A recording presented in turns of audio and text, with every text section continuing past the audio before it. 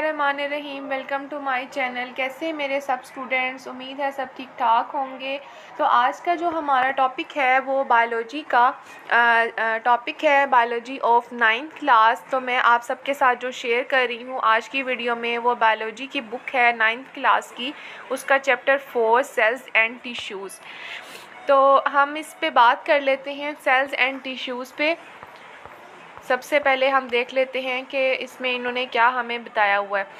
Sales and tissues. The wing of a butterfly is a thin sheet of the cells. जो butterfly का जो एक पर है वो एक सेल्स की एक थिन शीट है। So is the shiny layer of our eyes. जैसे कि हमारी एक आँख का एक शाइनी लेयर है। The meat we eat is composed of cells. जो गोश्त हम खाते हैं वो भी एक सेल से बना हुआ है। And its content soon become part of our cells. और इसके जो अज्जा हैं वो बहुत ही जल्द हमारे सेल्स का हिस्सा बन जाते हैं। Our eye lashes, finger nails, orange juice and wood of our pencils. हमारी जो आई लैश है, फिंगर नेल्स हैं एंड ऑरेंज जूस एंड जो पेंसिल जो हम यूज़ करते हैं उसका जो वुड है, आल और प्रोड्यूस बाय सेल्स, वो तमाम तर जो हैं वो सेल से बने हुए हैं। इस बात का मकसद ये है कि उन्होंने ये बताया हुआ है कि हमारे अराउंड जो भी प्रोडक्ट है, या हम अगर अपनी ऑर्गेनिज़म्स की बात करें या ह्यूमंस की बात करें, वो तमाम जो है वो सेल से बनी हुई है। Each and everything that we saw in our environment is composed of the cells. तो हमारे इन्वायरमेंट में जितनी भी चीज़ है, या हम ह्यूमन ऑर्गेनिजम्स की बात करें, तो वो तमाम तर जो है वो सेल से बनी हुई है। In this chapter we will take a close look at cells. इस चैप्टर में हम सेल्स की एक क्लोज लुक देखेंगे and learn about their internal structure. हम और उसके इंटरनल स्ट्रक्चर पे स्टडी करेंगे।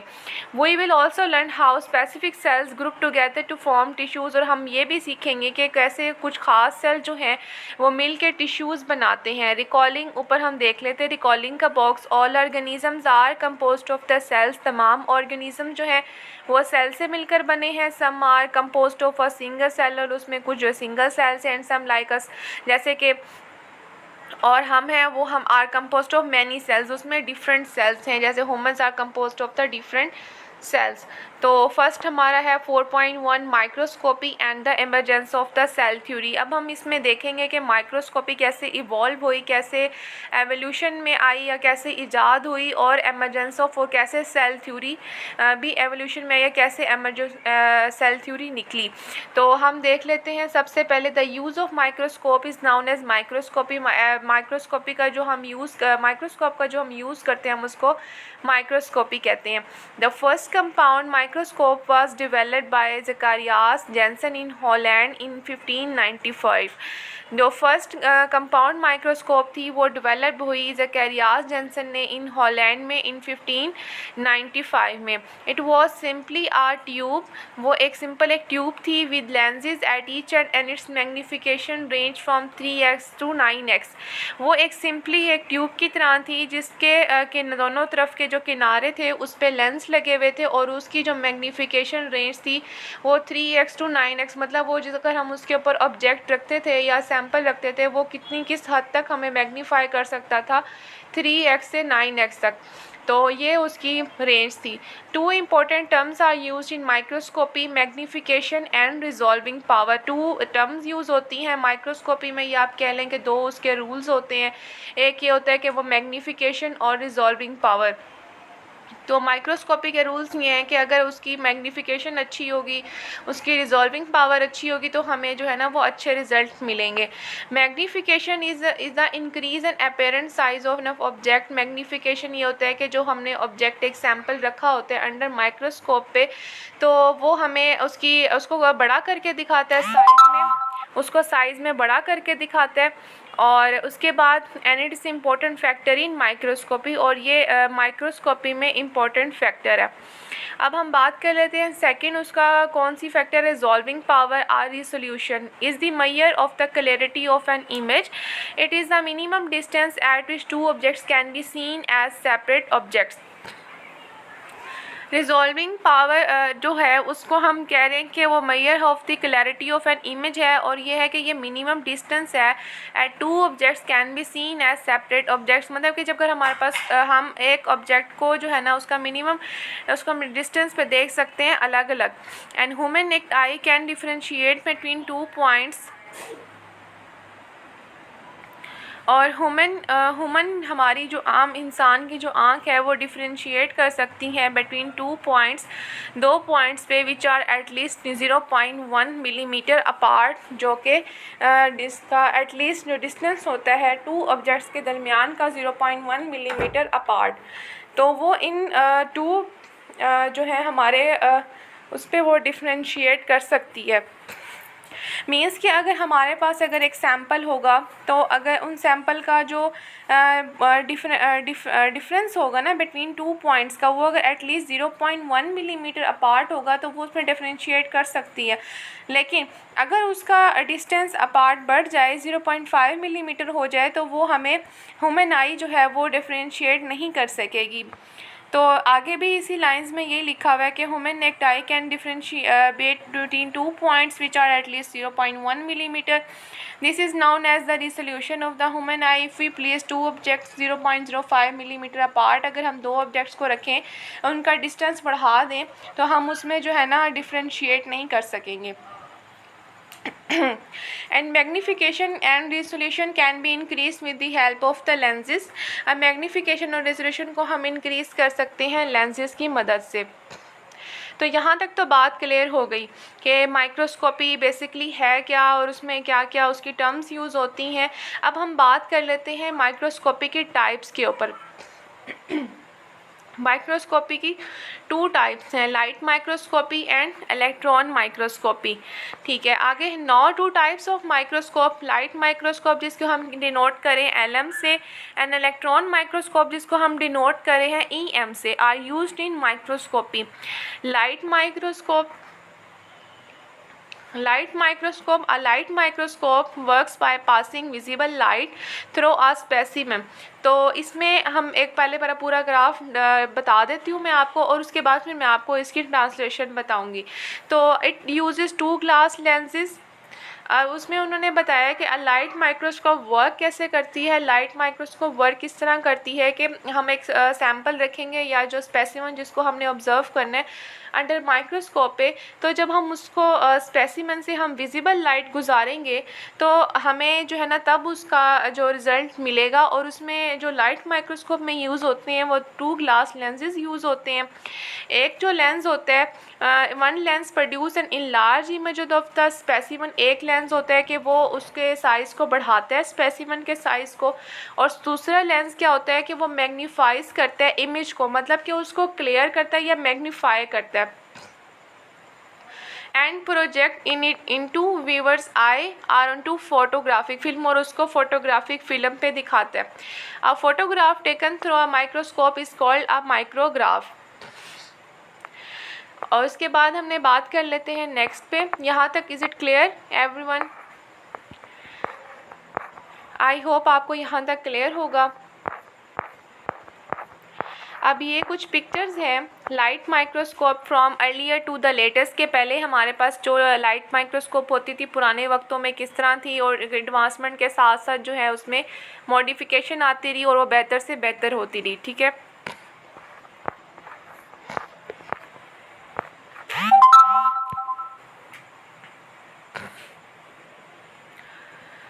सेल्स एंड टिश्यूज़, यहाँ पे उन्होंने हमें दिखाया हुआ है उसको माइक्रोस्कोप की मदद से। अच्छा, अब हम यहाँ बात कर लेते हैं लाइट माइक्रोस्कोप की। Light microscope can magnify objects about 1500 times without causing blurness. Light microscope जो है वो हमें मैग्नीफाई करती है ऑब्जेक्ट्स को only about 1500 times without causing blurness. उसमें कोई ब्लर नहीं लेके आती पिक्चर पे। Its magnification is 1500x। और उसकी रिजॉल्विंग पावर है 0.2 micrometre. In other words the LM can not resolve object smaller than 0.2 micron metre and it's about the size of the smallest bacterium. The image of the bacterium can be magnified many time but light microscope can not show the details of its internal structure. यहाँ पे एक बात clear हो जाती है कि वो light microscope में हम इंटरनल स्ट्रक्चर नहीं स्टडी कर सकते, सिर्फ हम उसको मैग्नीफाई कर सकते हैं। और मैग्नीफाई भी किस हद तक कर सकते हैं, उसकी रेंज क्या है, तो ये MCQs में आ सकता है कि उसकी मैग्नीफिकेशन है 1500x और उसकी रिजॉल्विंग पावर है 0.2 माइक्रोमीटर। तो ये इसमें आपने ज़्यादा खपटना नहीं है, ये जो है ना सिर्फ MCQs की हद तक आता है। इसमें अगर शॉर्ट क्वेश्चन कभी कभार आ जाते हैं तो उसमें आपने बेसिक बातें लिखनी है, ये नहीं कि आपने बिल्कुल उसको पूरा का एग्जैक्ट ना आपने उसको छापना नहीं है। तो आप मेजर बातें जो है उसको हाईलाइट कर लें, जैसे बुक में भी उन्होंने हाईलाइट किया हुआ है 1500x एंड 0.2 माइक्रोमीटर। और इसी तरह पीछे अगर हम जाएं, पीछे भी कुछ बातें जो हैं उन्होंने हाईलाइट की हुई हैं, माइक्रोग्राफ हो गया। तो जिन बातों को अगर वो हाईलाइट कर देते हैं जैसे मैग्नीफिकेशन एंड रिजॉल्विंग पावर, तो आपने इनको जो है ना ज़्यादा फोकस करना है रादर देन कि आप पूरा ग्राफ आप उसको पढ़ना शुरू हो जाएं, उस पर रट्टा लगाना शुरू हो जाए, ऐसा नहीं करना। अब हम सेकंड टाइप स्टडी कर लेते हैं, electron microscope. It is the most advance form of microscope, ये मोस्ट एडवांस फॉर्म है। In electron microscope object and lens are placed in vacuum chamber. इसमें जो है ना हम सैम्पल जो हम जिस पर स्टडी कर रहे हैं और जो लेंस होते हैं हम उसको वैक्यूम चैम्बर में रख देते हैं। And a beam of electron is pass through object, और उसमें से जो है ना हम इलेक्ट्रॉन्स की एक शुआ या बीम जो है ना हम रेस भी कह सकते हैं, हम उसको गुजारते हैं। Electron pass through or reflected from object, और इलेक्ट्रॉन्स जो हैं उसमें से गुजरते हैं और उसको रिफ्लेक्ट करते हैं और फिर तस्वीर बना देते हैं। मतलब वो जब रेस गुजरेंगी तो जो उसके होगा स्ट्रक्चर या उसकी जो भी स्ट्रक्चर आप कह सकते हैं, तो वो हमें ना उसकी पिक्चर बना देगा। तो electromagnetic lenses enlarge and focus the image onto a screen और फोटोग्राफिक फिल्म। यहाँ पे वही बात बताई हुई है कि उसको लेंस को लार्ज एंड फोकस करता है इमेज को ऑनटू स्क्रीन पे या फिर फोटोग्राफिक फ़िल्म पे। अब यहाँ पे हम देख लेते हैं कि electron microscope has much higher resolving power than light microscope. इसकी जो रिजॉल्विंग पावर है वो ज़्यादा है लाइट माइक्रोस्कोप से। The most modern electron microscope distinguish objects as small as 0.2 nanometre. यहाँ पे आपने बात कर ली है कि उसकी क्या है कि रिजॉल्विंग पावर कितनी है 0.2 nanometre and it is 1000 fold improvement over LM। तो ये आपने इसको स्टडी कर लेना है यहाँ तक। उसके बाद हम बात कर लेते हैं biologist use 2 types of electron microscope, transmission electron microscope and scanning electron microscope. अब ये दोनों इन ट्रांसमिशन इलेक्ट्रॉन माइक्रोस्कोप में क्या होता है कि इलेक्ट्रॉन्स को ट्रांसमिटेड किया जाता है through specimen and TEM is use to study the internal structure. इसमें ये होता है कि हम सेल के जब इंटरनल स्ट्रक्चर को स्टडी करते हैं तो हम TEM यूज़ करते हैं। तो यहाँ पे भी उन्होंने वही बात बताई हुई है। अब हम आगे देख लेते हैं एंड SEM में क्या होता है, इलेक्ट्रॉन्स को हम reflected from the metal coated surfaces, हम इलेक्ट्रॉन्स को रिफ्लेक्ट करते हैं फ्रॉम मेटल कोटेड सर्फेसिस से। And SEM is use to study the structure of cell surface के, उसके स्ट्रक्चर को हम जो उसकी को स्टडी करते हैं सेल के जो स्ट्रक्चर को कि वो किस सर्फेस में मौजूद है। तो ये कुछ पिक्चर्स हैं SEM की। अब हम आगे बात कर लेते हैं सेल्स एंड टिश्यूज़ की जो है ना history and formulation of the cell theory के, किस तरह जो है ना सेल थ्योरी इवॉल्व हुई, उसकी हिस्ट्री किस तरह है। तो सबसे पहले हम पढ़ लेते हैं पैराग्राफ को। In the history of biology, ancient Greeks were the first who organized the data of natural world। के पुराने हम बायोलॉजी की जब हम हिस्ट्री को स्टडी करते हैं तो यूनानी जो थे, ग्रीक्स थे, उन्होंने पहले वो लोग थे जिन्होंने ऑर्गेनाइज़ किया डाटा का, नेचुरल वर्ल्ड का डाटा ऑर्गेनाइज़ किया। Aristotle presented the idea that all animals and plants are somehow related, के अरिस्टोटल ने आइडिया दिया कि जो है ना एनिमल और प्लांट्स जो हैं वो किसी ना किसी तरह से ना मुशाबियत रखते हैं, वो किसी ना किसी तरह से रिलेट करते हैं एक दूसरे से। Later this idea gave rise to question, के बाद में इन्होंने कहा कि ये आइडिया जिसने दिया है इसमें जो क्वेश्चन राइज होता है, is there a fundamental unit of structure shared by all organism, के कोई इस तरह का स्ट्रक्चर है जिसमें कोई ऐसी करेक्टरिस्टिक्स है जिसमें दोनों में ऑर्गेनिजम्स में सेम हो। But before microscope were first use in 17th century, no one knew with the certainty that living organism do are share a fundamental unit cell. और कोई नहीं जानता था कि इसमें जो एक फंडामेंटल यूनिट है, जो सिमिलरिटी पाई जाती है, वो सेल की पाई जाती है। Cells were first describe by British scientist. Cell जो है सबसे पहले किसने डिस्क्राइब किया? ब्रिटिश साइंटिस्ट थे रॉबर्ट हुक ने इन 1665 में। And he used his self made light microscope, और उसके बाद उसने अपनी बनाई हुई लाइट माइक्रोस्कोप यूज़ की और to examine a thin slice of the cork, और उसके बाद फिर उसने स्लाइस जो है ना कॉर्क का थिन स्लाइस की मदद से उस पर स्टडी किया और उस पर काम किया, और उससे जब उसने उस पर स्टडी किया फिर उसको आइडिया हुआ कि सेल्स जो है ना कि किस तरह इवॉल्व हुए। Hooke observe a honeycomb. Hooke ने ऑब्जर्व किया honeycomb of a tiny empty compartments. उन्हें फिर जो शहद की जो छतों पे उसने देखा कि जो खाली जगहें होती हैं, उसको उसने कहा he called the compartments in कॉक एज सेलुलाई, और उसको उन्होंने सेलुलाई का नाम दिया। His term has come to you us as cells. उस टर्म को उसने कहा कि ये सेल्स हैं। The first living cells were observed a few years later by Dutch naturalist Antonie van Leeuwenhoek, और he observe tiny organisms under his microscope and called them as the animalcules. तो उन जो उसने ना स्मॉल जो organisms थे उन्हें अपनी माइक्रोस्कोप की मदद से पाउंड में ऑब्जर्व किया, और उसको उन्होंने कहा कि एनीमैल्क्यूल्स हैं। तो इस तरह जो है ना वो सेल्स की जो है ना वो क्या कहना है स्टार्ट के उस पर हम कह सकते हैं कि उसकी डिस्कवरी स्टार्ट होना शुरू हो गई, एवोल्यूशन के सेल्स के जो है ना कि किस तरह वो है इवॉल्व हो रहे हैं। तो अब हम आगे मज़ीद देख लेते हैं। फॉर अनदर सेंचुरी, अब उसके बाद अगली सदी में, the general importance of cell was not appreciated by biologist. In 1809, Jean Baptiste de Lamarck proposed that nobody can have life if its parts are not cellular tissues are not found by cellular tissues. तो इन्होंने कहा था कि कोई भी जो life है किसी भी बॉडी की कोई लाइफ है वो एग्जिस्ट नहीं कर सकती जब तक उनकी बॉडी में सेल्स या सेलुलर टिश्यूज़ नहीं प्रेजेंट होते। तो यहाँ तक तो उन्होंने बात ऐसी की है कि सेल्स जो है ना कहीं कंपलसरी होना शुरू हो गए। पहले तो ये था किसी को सेल्स के बारे में पता ही नहीं था, तो फिर आहिस्ता आहिस्ता स्लोली सेल्स के इंपॉर्टेंस का अंदाज़ा होना शुरू हुआ। अब फिर उसके बाद 1831 में अब ब्रिटिश बोटैनिस्ट रॉबर्ट ब्राउन आए, डिस्कवर्ड, उन्होंने न्यूक्लियस को डिस्कवर किया सेल में। And in 1838 German botanist Matthias Schleiden studied plant tissues, और उसके बाद फिर उन्होंने प्लांट टिश्यू स्टडी किए and made the first statement of the cell theory, और सेल थ्योरी की फर्स्ट स्टेटमेंट दी।